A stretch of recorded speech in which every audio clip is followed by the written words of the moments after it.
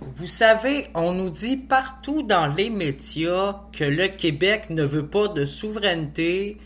Les politiciens arrêtent pas de nous répéter depuis des années que si on ferait un référendum demain matin, les Québécois ne voudraient pas de souveraineté. J'ai l'impression qu'on essaie tellement de nous convaincre que les Québécois veulent pas de souveraineté que j'ai l'impression qu'au contraire de tout ce qu'on dit, moi je pense que les Québécois, s'il y aura un référendum pour la souveraineté demain matin, je suis pas mal presque sûr que le oui pourrait fortement l'emporter.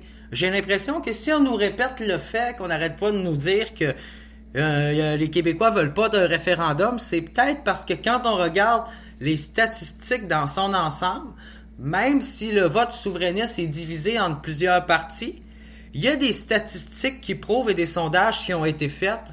Et je vous confirme aujourd'hui, en direct de Québécois, sur le sens critique, dans ce podcast qui parle de sujets politiquement corrects et incorrects. Et je vous confirme que si demain matin, le Québec ferait un référendum sur la souveraineté du Québec, eh bien, il y a de fortes chances qu'avec la composition politique actuelle et les nombres de personnes qui ont répondu à un sondage qui voteraient oui pour un référendum, que dans chaque parti politique, là. Donc, il y a une forte chance que le oui l'emporte et que le Québec devienne un pays. Donc, on va regarder ce sondage de manière plus approfondie, parce que c'est facile, dans le fond, de dire que le Québec en veut pas de référendum. Quand on en regarde ça, ben, le dernier référendum qui a été fait au Québec, ça date de 1995, là. Fait que maintenant, si on fait 2022... Moi, en 1995, ben, il y en a passé du temps, là. Écoutez, là, ça va faire 27 ans qu'au Québec, on n'a pas fait de référendum sur le sujet de la souveraineté. Qui pourrait venir dire aujourd'hui que les Québécois ne veulent pas faire de référendum et ne veulent pas de souveraineté, alors que personne ne peut réellement le savoir dans les faits, puisqu'on n'a pas demandé l'opinion? Et on n'a pas demandé à une génération de se pencher sur cet enjeu d'identité. Donc aujourd'hui à Québécois, on vous parle, est-ce que les Québécois voudraient d'une souveraineté?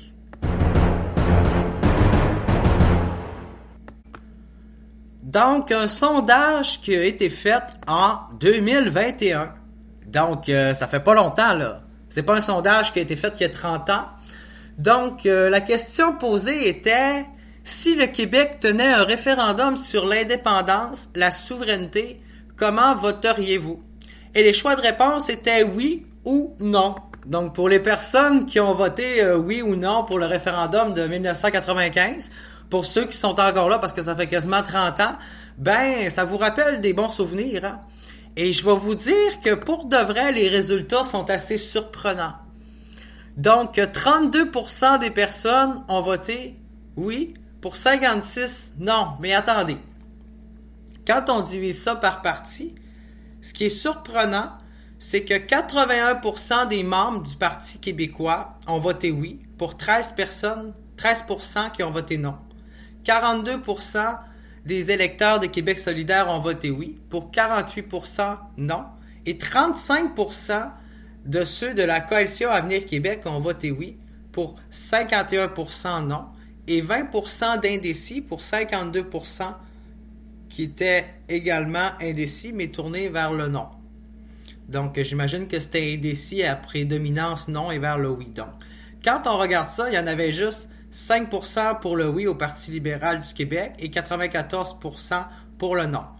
Quand on regarde la chute du Parti libéral du Québec, quand on regarde les données des sondages du taux de vote actuel pour la CAQ, pour Québec solidaire, pour le Parti québécois et même pour le Parti conservateur, on peut prendre pour acquis que si demain matin, le Québec tenait un référendum sur la souveraineté, ben, il y a une moyenne de quasiment la moitié de tous les partis, sauf le Parti libéral, là, on s'entend-tu, qui voterait oui, qui serait souverainiste. Fait qu'il y a quasiment dans chaque parti au Québec, si c'est pas plus qu'un tiers de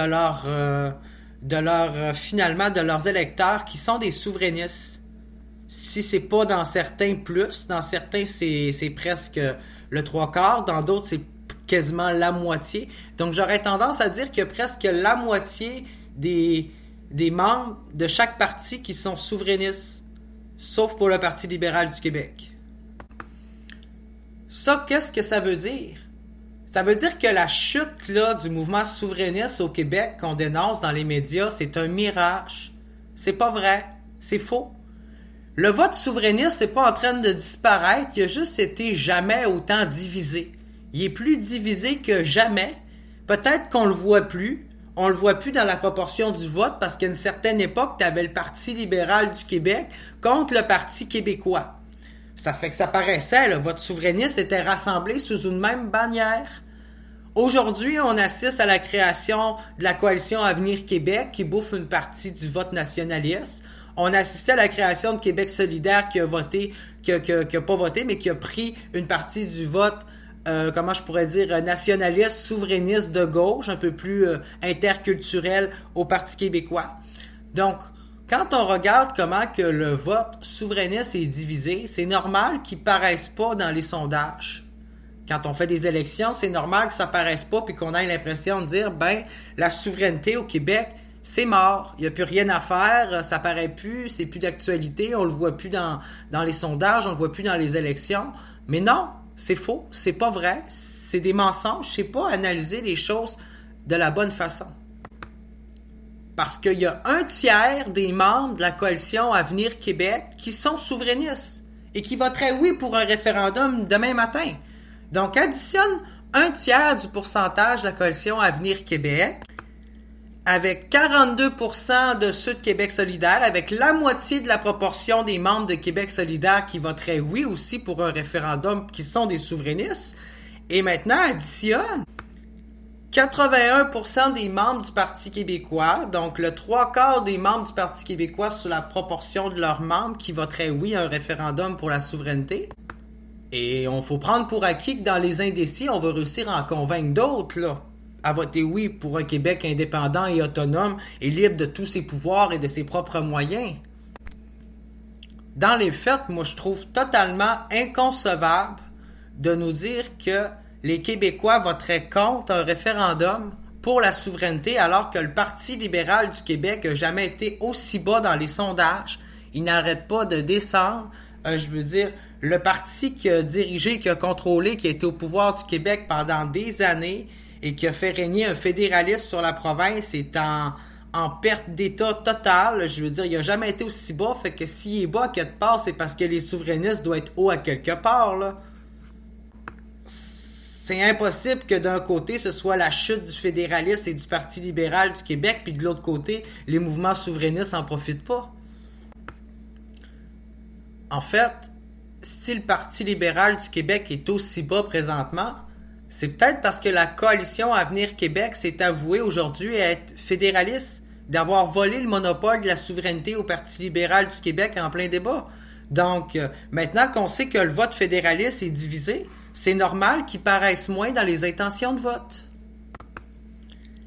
La vérité, c'est avec la quantité de souverainistes qui existent encore dans toutes les partis confondus, si on tiendrait un référendum sur la souveraineté du Québec demain matin, on frôlerait le 40%. Il est clair qu'on se tiendrait entre les 30 et les 60%. Ce qui veut dire qu'il y a autant de chances que ce soit un oui qui frôle le 50, que ce soit un 30 à 40% ou que le oui l'emporte autant que le non l'emporte. Il n'y a personne qui peut dire au Québec que la souveraineté, c'est plus d'actualité, qu'il n'y en a plus de souverainistes, que les gens ne croient plus à la souveraineté. C'est pas vrai.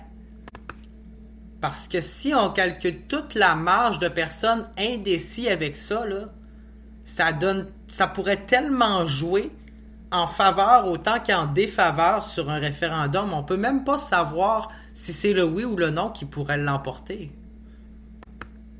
Donc je vois pas comment qu'aucun analyste, comment qu'une personne pourrait dire aujourd'hui au Québec que les Québécois n'en veulent pas de souveraineté sans faire eux autres mêmes un référendum pour consulter les citoyens pour le savoir. Il y a une seule façon de savoir si les Québécois veulent d'une souveraineté, puis c'est de faire un référendum. Puis rendu là, je vois pas pourquoi qu'on aurait peur de le faire, là. On aurait peur de demander à la source et aux vrais gens ce qu'ils en pensent, là. Si on veut pas le faire à quelque part, c'est parce qu'on a peur que le oui l'emporte, là. Parce que autrement, il n'y aurait aucune peur à faire un référendum si on saurait que c'est le non qui est pour l'emporter, là. Je suis peut-être dans l'erreur, peut-être que je me trompe, mais comme je dis, il n'y a personne qui peut en être sûr tant qu'on n'a pas fait un véritable référendum qui aborde le sujet de la souveraineté au Québec en 2022. Vous savez, le Québec a fait 2 référendums dans son histoire. Le premier a été fait par René Lévesque le 20 mai 1980 et c'est le camp fédéraliste qui l'a emporté avec le non, avec 59 voix, contre 40 voix pour le oui. Ensuite, on a mis ça de côté, la souveraineté. Ensuite, en 1995, Jacques Parizeau a ramené la souveraineté et a fait un référendum.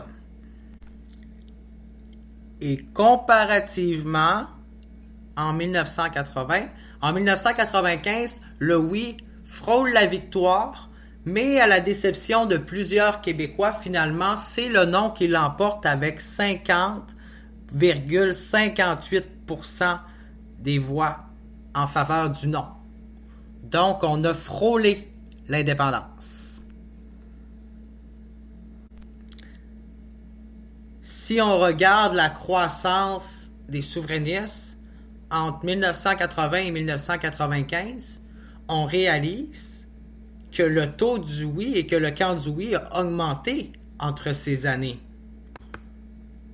Donc, la peur ultime de refaire un référendum au Québec, ça vient pas de loin et ça vient pas de nulle part. Quand on sait que le oui a failli l'emporter en 1995, on a tellement peur de faire un référendum parce qu'on a tellement peur que le oui l'emporte et que la tendance se suit et continue en ce sens et que le vote souverainiste ne fait qu'augmenter à un prochain référendum comme il l'a fait dans les précédentes années.